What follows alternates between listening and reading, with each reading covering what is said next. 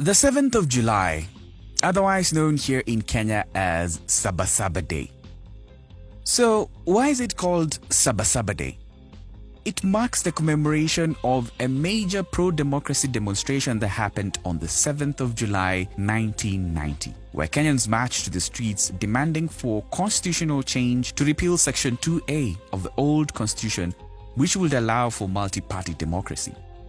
It was also a reaction out of the desperation of Kenyans who had for long lived under the dictatorship of then President Daniel Arap Moi and a one-party state rule under KANU.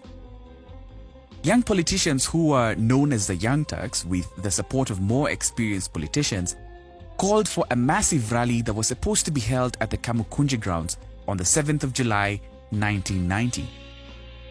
But on the days leading up to 7th July, the government of President Moi was not comfortable with the kind of influence the young politicians were having on the country, and they started targeting leaders of the Saba movement.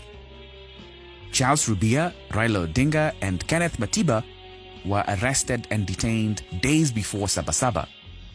But that did not stop the rally from happening. There was enough anger and frustration among Kenyans to push them to come out and protest against the oppressive regime. So on the 7th of July, they came out. Kenyans took to the streets to push for constitutional reforms, and they were met by armed police who tear-gassed and clobbered them, leaving hundreds, if not thousands, injured. James Orengo, Paul Muite, and Gitobu Manyara were some of the young politicians who led the protests on Saba Day, and they too were not spared by the police. The impact of the Saba riots became a trigger for the second liberation movement in the 90s, a movement that gave birth to multi-party democracy in Kenya.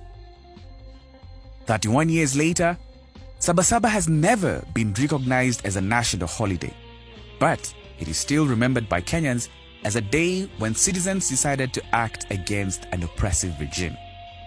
It is also a day that many human rights defenders used to call for the end of police brutality. Given the kind of violence and brute force that was unleashed on Kenyans who were protesting on the streets on Saba in 1990, it left 21 dead and thousands injured. As generations pass, the memories of Saba become less amplified. But in the history books, the impact of the events of the 7th of July 1990 will always be a major turning point in the history of Kenya's democracy.